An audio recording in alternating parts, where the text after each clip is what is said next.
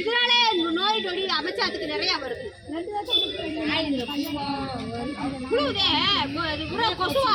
கொசுவாயி மக்கள் தண்ணிக்கிட்டு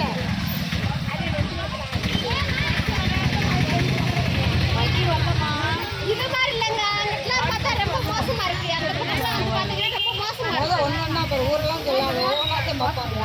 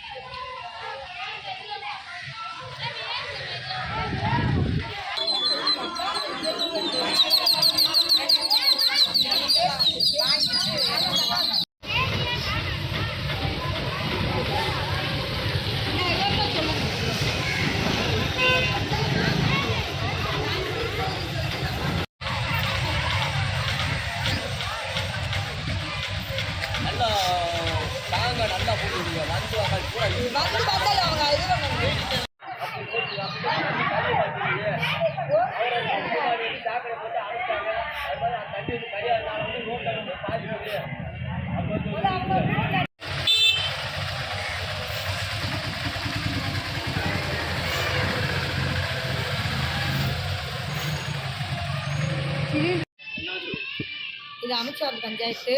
இது ஏற்கனவே இந்த தண்ணி இந்த 10 நாளுமே தண்ணி போகிறதுனால நாங்கள் அரசாங்கத்துக்கு நாங்கள் எல்லாருக்குமே தகவல் கொடுத்துட்டோம். இன்ன வரைக்கும் எந்த நடவடிக்கையும் எடுக்கலை.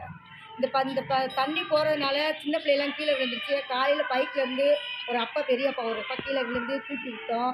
அப்போ இது இப்படியே தொடர்ந்து போய்கிட்டே இருந்தால் நோய் வர்றதுக்கு எல்லாத்துக்கும் இது ஒரு பட்டியலி சமுதாயனால் இது ஒதுக்குறாங்களா எங்களுக்கு தெரியல. இந்த அமைச்சாரத்தை எல்லா இடத்துலையுமே ஏன் அமைச்சாரத்தை மட்டும் ஒரு முற்றுப்புள்ளி வச்சுக்கிட்டே ஒரு வேலை சொன்னாலுமே அதை செய்ய மாட்டுறாங்க. இதை நான் மிக தாழ்மையோடு கேட்டுக்கொள்கிறேன். தயவுசெய்து அமைச்சர்கள் சின்ன சின்ன வேலையெல்லாம் எங்களுக்கு தயவுசெய்து இந்த தண்ணி பஞ்சாயத்து எவ்வளோ சீக்கிரம் அந்த ரோட்டை எங்களுக்கு குழாய் அடைச்சி கொடுக்கணுமோ அதை சரி பண்ணி கொடுத்துருங்க. மேலும் நாங்கள் எல்லாத்துக்குமே நாங்கள் கம்ப்ளைண்ட் கொடுக்குறது அமைச்சரில் கம்ப்ளைண்ட் கொடுக்குறாங்க மட்டும் தான் பெருசாக பேசுகிறாங்க. ஆனால் எந்த இதுவுமே இன்ன வரைக்கும் எந்த ஒரு இதாகவே எங்களுக்கு செய்ய மாட்டாங்க. அது ஏன் செய்ய மாட்டாங்கன்னு எங்களுக்கு தெரியல. அதை செஞ்சு கொடுக்குமா மிக தாழ்மையோடு கேட்டுக்கொடுக்குறோம். தண்ணி குடிநீர்களை கலந்து மக்களுக்கு கிருமி ஆயிடுது. அப்புறம் காய்ச்சல் வருது, டெங்கு காய்ச்சல் வருது. நோய் முடியாது. சுகாதாரமே நல்லா இல்லை. ஊரில் சுகாதாரமே நல்லா இல்லை. இது கரெக்டான ஒரு ரோடு வசதியும் போட்டு எங்களுக்கு ரேன்ஸ் வசதியுமே இதில் இல்லை. தண்ணி ரொம்ப இதாகுது. சாக்கடை தண்ணி எல்லாமே உள்ள கலந்து வருது.